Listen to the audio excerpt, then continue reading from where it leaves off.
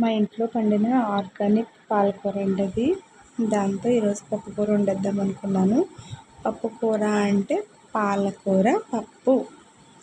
పాలకూర ఎక్కువ వేసుకోవాలి, పప్పు తక్కువ వేసుకొని వండుకోవాలండి. తెలిసిందే కదా. ఒక చిన్న ఉల్లిపాయ, ఒక 3 పచ్చిమిరపకాయలు, ఎక్కువ పాలకూర వేసుకోవాలి. చింతపండు పాలకూరలో వేయకూడదు, ఇప్పుడు పోపులో వేయాలి. ఈ కూరకి అదే స్పెషల్. చివరి వరకు చూస్తే మీకు నేను పోపు ఎప్పుడు వేసానో అప్పుడు చింతపండు వేసాను. ఈ క్లిప్ అయితే మిస్ అయిందండి.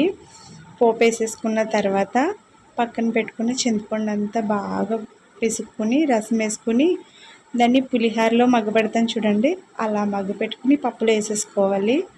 ఈ టేస్ట్ కూడా కొత్తగా ఉంటుంది, బాగుంటుందండి. ఒకసారి ట్రై చేయండి. మీకు వీడియో నచ్చినట్టయితే లైక్ చేసి, షేర్ చేసి, సబ్స్క్రైబ్ చేసుకోండి.